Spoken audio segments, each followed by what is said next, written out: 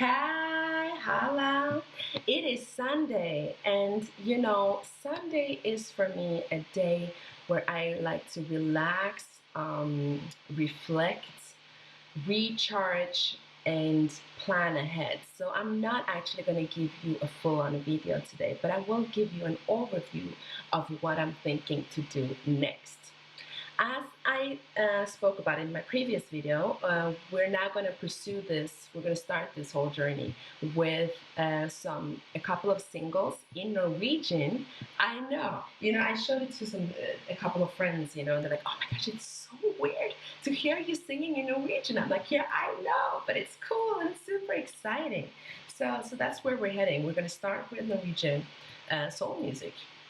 And now that it's been mastered, before I go ahead sending it anywhere to distribution, whatnot, I need to make sure that I register it so that I get the copyrights on my music, right? This video might not resonate for all of you as the system and the companies might be different from country to country, right? So yeah, just stick with me, you guys who I hope you're not using me as a tutorial because this might just go all the way somewhere, you know what I'm saying? But if you are watching too, because you may be in the same process, we'll see how it goes. But in my case, I think I should be covered by registering the song in tono and grammo. So in tone, I'm going to provide them with the information like the title of the song, who wrote the text, and who wrote the music.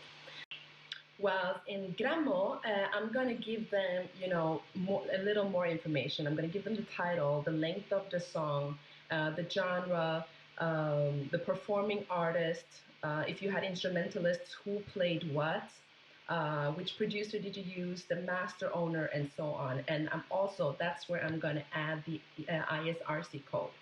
What's that? That's the unique code that each song has. So I'm going to take you, I forgot to mention that in the last one.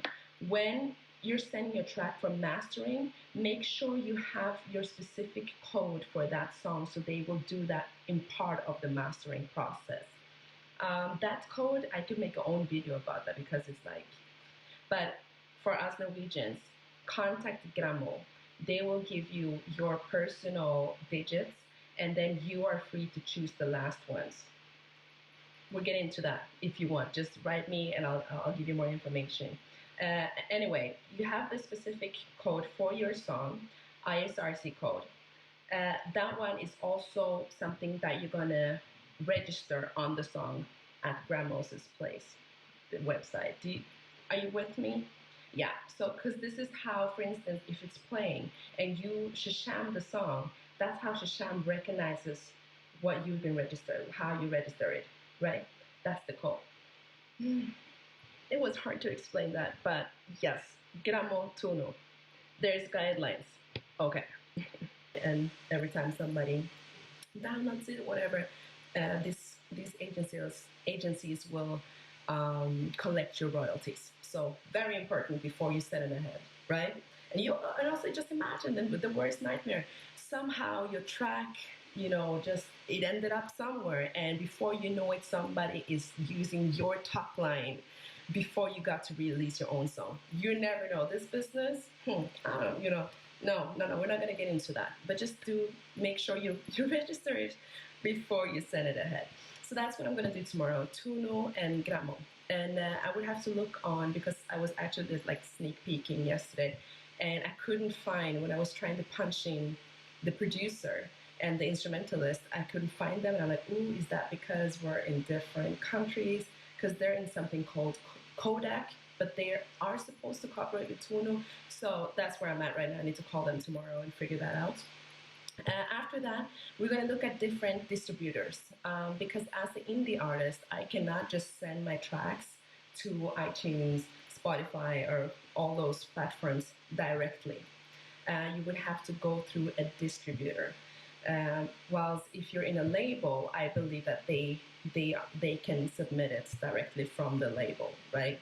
So we're going to look at that and choose like pros and cons. And after that, we're going to talk about how we could try to make Spotify consider the tracks for their playlists, because it's one thing to get the song physically out there, but you want the streams and you want people to actually hear it, right? So and that's when you want to get into one of the playlists. It might be private playlists, like people who have a lot of followers, or one of Spotify's. So we're gonna look at that. I'm excited. And on top of all of this, I want to make a music video. We need to make a cover. It's big. It's big. But I think so far in the videos, I've been focusing on the track because, first of all, that needs to be done before we do the other stuff. So that's it for this week. Register. I need to register it for the copyrights and royalties and those kind of things. We're going to find a distributor who will submit the song to all the digital platforms. And then we're going to look at Spotify's playlists. What do you guys think? Is it a good plan? I think so.